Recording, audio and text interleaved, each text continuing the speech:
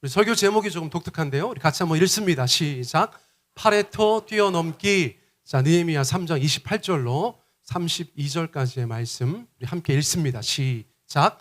마문 위로부터는 제사장들이 자기 집과 마주대한 부분을 중수하였고, 그 다음은 임멜의 아들 사독이 자기 집과 마주대한 부분을 중수하였고, 그 다음은 동문지기 스가냐의 아들 스마야가 중수하였고, 그 다음은 셀레마의 아들 하나냐와 살랍의 여섯째 아들 하눈이 한 부분을 중수하였고, 그 다음은 베레기야의 아들 무슬람이 자기의 방과 마주대한 부분을 중수하였고, 그 다음은 금장색 말기야가 한밑 간문과 마주대한 부분을 중수하여 느디님 사람과 상인들의 집에서부터 성모퉁이 성루에 이르렀고, 성모퉁이 성루에서 양문까지는 금장색 상인들이 중수하였느니라. 아멘. 자, 저희가 느헤미야 말씀 나누고 있습니다. 느헤미야 실존하는 인물이고요. 당연히 이스라엘 역사 가운데서 아주 좋은 리더로 그렇게 사람들 가운데 칭송받는 사람이에요. 나라와 민족이 어려움에 처해 있을 때 느헤미야가 혜성처럼 나타나서 이스라엘의 회복과 특별히 예루살렘의 재건을 위해서 하나님 앞에 큰 일을 감당했었던 그런 일들이 느헤미야서에 기록되어져 있습니다. 자, 그러므로 느헤미야서를 저희가 여러 가지로 구분할 수 있겠지만 역사서라고 할 수 있어요. 역사서. 여러분, 역사서는 역사를 담고 있는 것입니다. 자, 역사를 잃은 민족은 소망이 없어요. 그렇죠? 역사는 죽은 자들이 산 자들에게 말하는 것이라고 이야기할 수 있어요. 하나님께서 느헤미야서 같은 역사서를 성경에 많이 담아놓은 것은 그 역사 가운데 일하셨던 하나님을 저희가 보고 그 역사를 통해서 삶 가운데 교훈을 얻게 하시고자 함인 줄 믿습니다. 그러므로 오늘 느헤미야서 말씀이 저희 가운데 밥을 주거나 떡을 주지 않더라도 그 역사 속에 말씀하시는 하나님의 음성을 저와 여러분이 듣게 되기를 축복합니다. 자, 오늘 파레토 넘어서기라는 제목으로 이야기를 하고 있는데, 파레토는 경제학자예요. 이탈리아 사람이고요. 동시에 사회학자이기도 했습니다. 그래서 사회 전반을 이렇게 연구하다 보니까 어떤 법칙을 발견했다는 거예요. 자, 그래서 파레토 법칙은 한마디로 말하면 2080이라고 얘기할 수 있습니다. 여러분, 2080 들어보셨죠? 치약 생각하는 분 분명히 있을 거예요. 자, 치약에서 머무시면 안 돼요. 2080은 어떤 이야기인가? 예를 들면 상위 20%의 소득을 가지고 있는 사람들이 전체의 80%를 주관하더라. 경제적인 면에서. 또 백화점에서도 20%의 고객이 전체 80%의 매출을 감당하더라. 여러 조직이나 공동체를 보니까 능동적인 20%의 사람이 80%를 섬기는 모양새를 가지고 있더라. 뭐 이런 얘기입니다. 그래서 2080이에요. 20대의 치약을 80대까지. 이런 거 아닙니다. 자, 그러면 여러분들한테 제가 한번 여쭈어보고 싶어요. 교회를 다들 다니시니까. 교회는 특별히 교회에서의 봉사나 섬김, 사역 가운데 헌신하는 것들은 파레토의 법칙을 벗어나는 것 같으세요? 안 벗어나는 것 같으세요? 지금 벗어나고 안 벗어나고 막 여기 지금 혼란의 상황인데, 어쨌거나 이게 법칙이라고 하면 사회과학이니까 어느 정도는 비슷하게 간다고도 볼 수 있겠어요. 그렇죠? 그래서 교회에서 봉사하다 보면 사람들이 늘 하는 말이 뭡니까? 한 사람만 한다. 그렇죠? 하는 사람만 한다. 그렇게 이야기하는 경우들을 저희가 보게 된다는 거예요. 자, 그런데 느헤미야가 너무나 위급한 나라와 민족을 위해서 주님께서 특별히 사용하시는데, 그 이스라엘의 회복과 예루살렘의 재건을 위해서 느헤미야를 사용하시는데, 느헤미야가 사역했던 그 현장에서 파레토의 법칙이 적용되면 좋은 것입니까? 나쁜 것입니까? 좋지 않죠? 우리가 다 같이 지금 살아야 되는데, 재건해야 되는데, 다시 일어나야 되는데, 거기 가서도 보니까 20%만 일하고 있다. 그러면 안 된다는 거예요. 그래서 느헤미야는 탁월한 리더라는 것입니다. 가만히 느헤미야 3장을 살펴보니까 파레토의 법칙이 깨져 있더라는 것이에요. 거기서는 엄청난 헌신과 희생이 있더라는 것입니다. 자, 그래서 우리가 느헤미야를 보면서 리더십 얘기도 많이 하는데 아까 제가 말씀드린 것처럼 어쨌거나 이 말씀들을 통해서 여러분 각자의 가정에서나 회사에서나 학교에서나 어디에서나 지혜롭게 잘 적용해 보시기를 축복합니다. 자, 우리의 삶의 현장이 특별히 우리의 사역과 봉사의 현장이 파레토의 법칙을 극복하는 현장이 되기를 간절히 원하면서 이 말씀을 나누었으면 좋겠어요. 자, 느헤미야가 어떻게 하는가 보니까 첫째, 동기부여를 잘한다는 것입니다. 자, 따라해 보세요. 동기부여가 필요합니다. 여러분 집에서 5살짜리 꼬마를 움직이려고 해도 동기부여가 필요해요. 그렇죠? 대표적으로 무엇이 필요합니까? 깎아. 아니면 요즘 애들이 또 조숙해가지고 머니 이런 걸 가지고 아이들한테 동기부여를 해야 되잖아요. 느헤미야도 이스라엘 사람들 가운데 동기부여를 했다는 것을 알 수 있어요. 일단은 정신교육을 시키는 거예요. 2장 17절 우리 같이 한번 읽습니다. 시작. 우리가 당한 곤경은 너희도 보고 있는 바라. 예루살렘이 황폐하고 성문이 불탔으니 자 예루살렘 성을 건축하여 다시 수치를 당하지 말자 하고, 사람들 가운데 어떤 정신교육을 시키는 거죠. 그러면서 이렇게 얘기합니다. 우리가 당한 곤경이다. 너나 내가 개인적으로 당한 곤경이 아니라 우리가 당한 곤경이다. 공동체성을 강조해서 이야기하는 것을 볼 수 있어요. 야, 이건 니네가 당한 곤경이야. 이러면 동기부여가 되겠습니까? 우리가 당한 곤경이야. 그러면서 현실을 직시하게 합니다. 예루살렘이 황폐하고 성문이 불탔다. 그래서 얼마나 많은 고생을 했는가. 중동 사람들은 모욕당하고 수치당하는 것을 죽기보다 싫어했는데 지금 예루살렘 사람들은 성벽이 무너지고 성문이 불타서 주변 사람들한테 아주 조롱거리가 되고 아주 농락당하는 사람들이 되었어요. 그러니까 느헤미야는 리더로서 그들 가운데 현실을 직시하게 하고 다시는 수치를 당하지 말자고 동기부여를 하고 있는 것들을 저희가 볼 수 있다는 것입니다. 자, 그리고 나서 구체적으로 어떻게 일을 시키냐면 여러분 3장 1절 보세요. 너무나 지혜롭습니다. 같이 한번 읽습니다. 시작. 그때에 대제사장 엘리야십이 그의 형제 제사장들과 함께 일어나 양문을 건축하여 성별하고 문짝을 달고 또 성벽을 건축하여. 대제사장이 어디 가서 공사하고 있는가 보니까 대제사장은 무엇을 건축하였다고 그래요? 양문을 건축하였다는 거예요. 여러분 양문은 어떤 문일까요? 무엇이 드나드는 문일까요? 양들이 드나드는 문이에요. 이게 대제사장한테 의미가 있습니까? 없습니까? 있죠. 여러분 대제사장은 하나님 앞에 제사하는 사람이었어요. 그런데 구약 성서에 보니까 가장 대표적인 제물이 무엇입니까? 바로 양입니다. 그러므로 대제사장은 늘 양들이 드나드는, 하나님께 제물로 드리는 그 양들이 드나드는 양문이 다른 어떤 문보다 더 특별하게 다가올 수밖에 없었어요. 그러므로 대제사장은 양문을 건축하게 했다는 것이에요. 여러분 저희 교회가 건축을 한다고 생각해 보세요. 그럼 남보현 목사한테는 어디를 건축하라고 하면 더 열심히 할까요? 오! 빙고! 우리 민영이 말이 맞았어요. 여러분 예를 들어서 우리 남보현 목사님은 여기 강대상을 좀 어떻게 꾸며보세요. 그러면 힘을 다해서 강대상을 세우려고 노력하겠죠?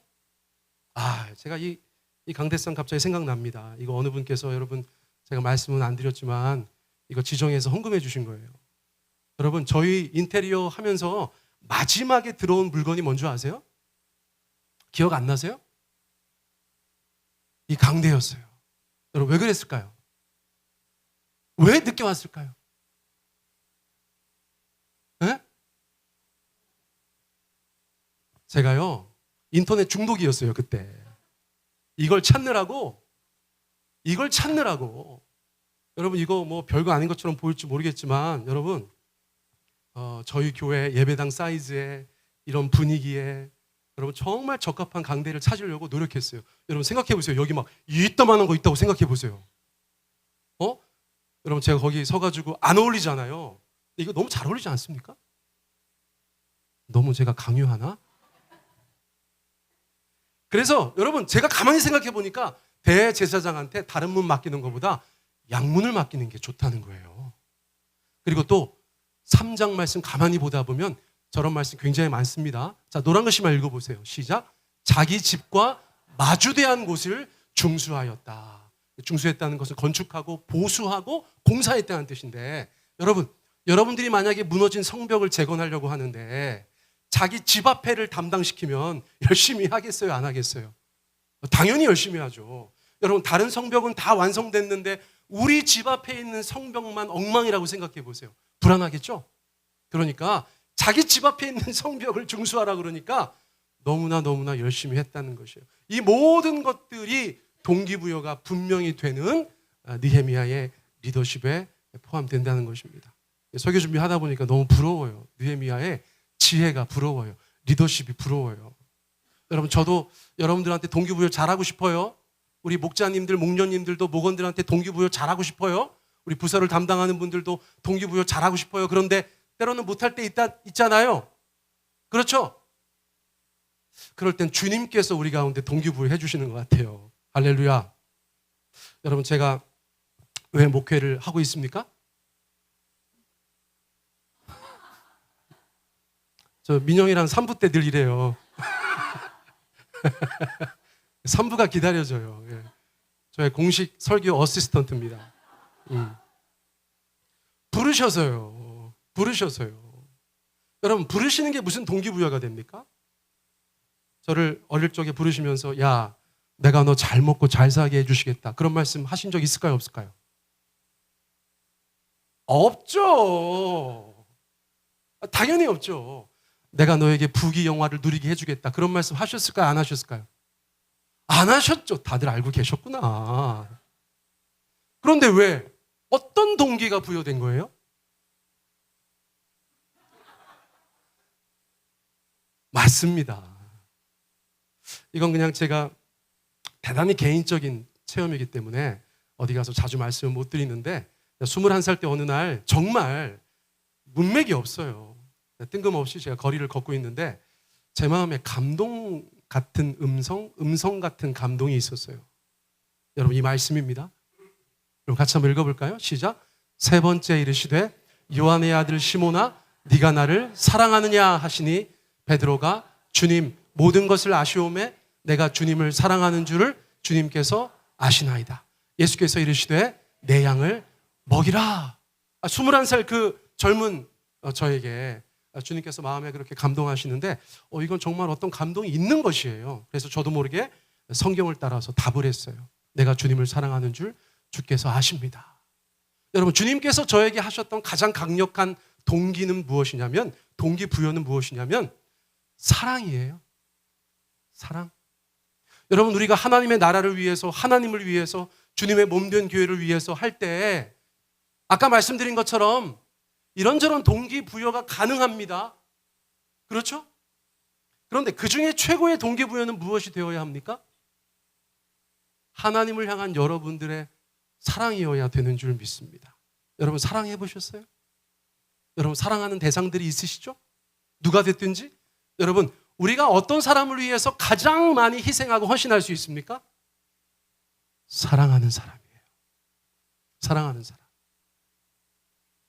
그러므로 우리가 이런저런 동기부여, 내일처럼 하나님께서 맡기신 일들 다양하게 생각할 수 있지만 믿는 사람은 결국 하나님을 향한, 예수님을 향한, 성령님을 향한 우리의 사랑이 우리의 삶의 가장 강력한 동기가 되어야 된다. 여러분, 그 말씀은 꼭 드리고 싶었어요. 자, 두 번째, 느헤미야가 어떻게 하나님 앞에 리더십을 발휘합니까? 일과 책임을 최대한 많은 사람들한테 나누어 주는 거예요. 달리 말하면 무엇입니까? 느헤미야가 혼자 그 일을 하지 않았다는 것입니다. 여러분, 개척하면서 오늘까지 오면서 제가 가만히 보니까 재밌는 게 있어요. 처음에는 저랑 저희 아내가 하나부터 10까지 다 하는 것입니다.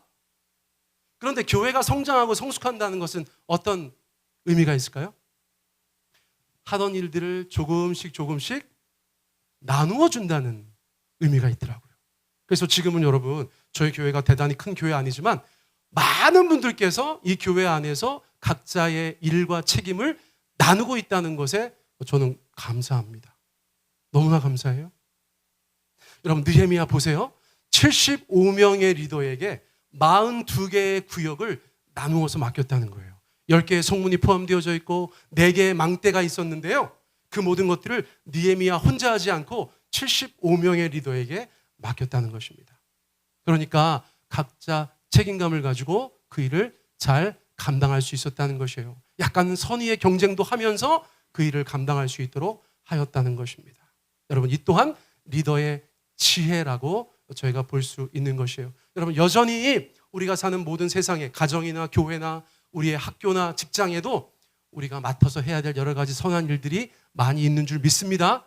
여러분, 누구 한 사람에게만 다 하라고 하지 말고 할 수 있는 것들 우리가 나누어서 감당하는 그런 하나님의 일꾼들 되시기를 축복합니다. 무엇이든 좋습니다. 무엇이든 좋습니다. 우리 1부 때 저희 집사님 한 분, 제가 지난번에 말씀드렸죠. 교회 오셔가지고 요거 물 딱 떠다 놓는 거 그거 지금 2년째 하고 계세요. 다른 일 안 하고 그것만 하고 계신데 여러분, 그거 하나도 얼마나 귀한지 모르겠어요. 우리가 할 수 있는 어떤 일, 하나님 앞에서 그 일과 책임을 나누어서 감당하면 좋겠습니다. 자, 우리 세 번째 한번 읽어볼까요? 시작. 다양한 헌신들이 있습니다. 여러분, 느헤미야 3장 말씀 가만히 읽어보니까 다양한 사람들이 등장해서 그 공사판에서 하나님 앞에 헌신하고 있는 것을 저희가 볼 수 있어요. 여러분, 대제사장이 공사했다는 것입니다. 여러분, 그때 당시에 그 사회에서 목에 힘 좀 주고 있을 수 있는 사람이 바로 대제사장이었어요. 그런데 그 대제사장이 공사 현장에 나와서 열심히 노동했다는 것입니다. 예루살렘 사람들 아닌데 타 지역 사람들인데 성경에 여리고, 기브온, 미스바에서 온 사람들도 자기들이 거처하고 있다는 이유만으로 예루살렘의 성벽 재건에 함께하고 있다고 이야기했어요. 금장색이나 향품 장사들, 그때 당시에는 돈 좀 만지는 사람들이었어요. 내가 돈 있다고 뒤로 물러나 있지 않고 앞으로 나와서 역시나 함께 공사하고 있는 것들을 보게 됩니다. 예루살렘 절반을 다스리는 관리도 공사 현장에 함께하고 있다는 거예요. 여러분, 예루살렘의 절반을 다스리면 나름 고위 관료 아니겠습니까? 그런데 뒤로 빠져 있지 않고 그 사람 역시 공사 현장에서 함께 일하고 있었다는 것이에요. 자, 분문은 어떤 문인 줄 아시겠죠? 평소 같으면 잘 가지 않는 곳이에요. 지저분한 곳이에요. 그런데 어떤 사람은 분문을 중수합니다. 분문을 건축합니다. 여러분, 예루살렘에는 너무 아름답고 예쁘다고 해서 미문도 있었어요. 미문. 그럼 여러분들은 미문 공사하고 싶으세요? 분문 공사하고 싶으세요? 그러세요. 분문은 제가 할게요. 네? 어쨌거나 그런 문이라도 예루살렘의 재건을 위해서 제가 감당하겠습니다 했던 사람들이 있었다는 것이에요. 그리고 대부분 집안에는 아들들이 다 있었던 것 같아. 그런데 그 시절에도 아들 없는 집이 있었어. 여자들만 가득한 집안이 있었어요. 그러면 자매들이 뭐라고 할 수 있어요? 어머, 저희는 이럴 수 있잖아요. 그런데 어떻게 했다는 거예요? 역시나 그들도 공사 현장에 나와서 열심으로 예루살렘 성벽 재건을 위해서 일했다는 것입니다. 여러분, 세상에 핑계 없는 무덤이 없다잖아요. 대제사장이 나는 종교인이야. 나는 대제사장이야. 그리고 안 할 수 있었다는 것이에요. 타 지역 사람들은 우리 일도 아닌데 우리가 왜 해? 난 돈 있으니까 알바 쓸게. 나는 높은 관리야. 이런 일 할 수 없어.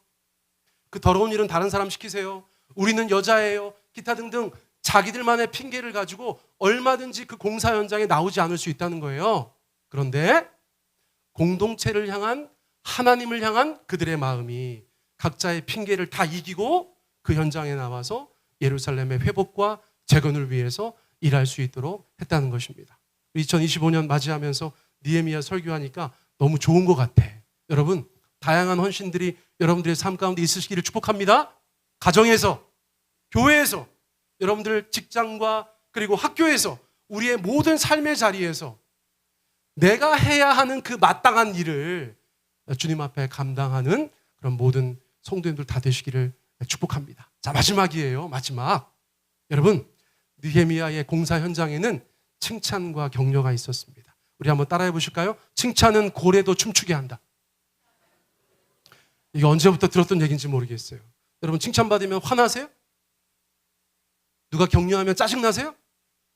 우리 한번 해볼까요? 옆에 분들 제목이 없어도 그냥 칭찬해 이렇게만 해보세요. 시작.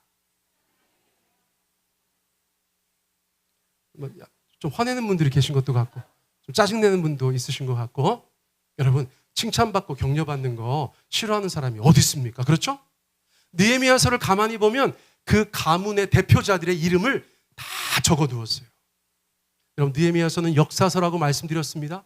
이스라엘 역사를 통해서 누가 예루살렘을 재건했었는지 그 이름을 기록함으로써 격려하고 칭찬하는 것을 저희가 볼 수 있다는 거예요. 여러분 기러기 아시죠? 너무 오래된 예화인데 이것보다 더 좋은 예화가 없는 것 같아요. 여러분 저희가 기러기가 철새가 되어서 하늘을 날아가는데 뭐라고 하고 날아가요? 여러분 들어보셨어요? 기럭기럭은 아니죠. 저희가 보통 그렇게 얘기하지 않죠. 끼룩끼룩이는 몰라도 기럭기럭은 아니에요. 고양이는 고양 하는 거 아니잖아요. 자, 기러기가 끼룩끼룩이라고 하는데 여러분 있잖아요. 맨 앞에 있는 게 리더 기러기라는 것입니다. 근데 날아가는데 다른 팔로워들보다 힘든 일이 있다는 거예요. 무엇이 힘듭니까? 공기저항. 아니 이런 거 별거 아닌 것 같은데 여러분 쇼트트랙 같은 거 봐도 여러분 동계올림픽 쇼트트랙 보셨죠? 처음에 출발하면 세계 선수권자들은 앞으로 나가지 않아요. 그렇죠? 뒤에 있잖아요. 우리 한국 선수들 특별히 쟤네 어떡하려고 저래? 이렇게 생각할 만큼 뒤처져서 이렇게 설렁설렁 가는 거예요. 왜 그렇다는 거예요? 앞에 가면 그렇게 힘들다는 거예요. 공기 저항을 다 받아서 속도 내기가 힘들다는 거예요. 우리야 모르죠. 그렇게 빨리 다녀본 적이 없으니까. 그렇죠? 그런데 쏜살같이 달려야 되는 쇼트트랙에서도 앞에 서면 뒤에 있는 사람보다 훨씬 더 큰 공기 저항을 받는다는 거예요. 그래서 뒤에 있으면 이렇게 숨어 있으면 공기 저항을 안 받아서 힘이 덜 든대요. 그래서 가만히 있다가 두세 바퀴 남겨놓고 우리 선수들이 그냥 득달같이 앞으로 달려나가죠. 그래서 막 큰 거리를 두고 우승하는 것들을 저희가 보잖아요. 여러분 그러면 기러기한테도 그렇게 가르쳐주면 좋잖아요. 맨 앞에 있는 애한테 야, 이 바보야. 너 맨 앞에 있어가지고 너 힘들지? 너 지금 공기저항을 네가 다 받고 있어서 그래. 너 때문에 뒤에 애들은 편하잖아. 여러분 그렇게 가르쳐 주시기 바랍니다. 그럼 기러기가 뭐라고 한대요? 기러기 리더가 기럭기럭 이렇게 얘기하죠. 제가 기러기어를 좀 배웠는데 뭐라고 하는 건 줄 아세요? 괜찮다고 하는 거예요. 리더니까 나는 그것을 감당한다는 거예요. 리더니까 감당하는 거예요. 여러분 아빠니까 감당하는 거예요. 할렐루야.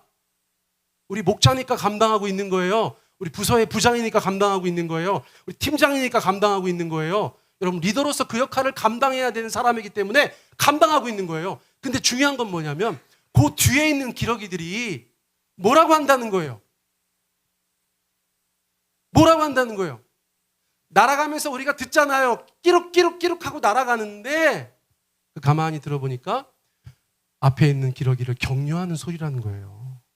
여러분 그렇지 않습니까? 맞는 것 같아. 왜냐하면 그냥 날아가는데 무슨 말이 필요해요. 그냥 가면 되지, 그죠? 근데 애들이 계속 뭐라고 하잖아요. 끼룩끼룩끼룩 하고 가잖아요. 아무 일도 없어요.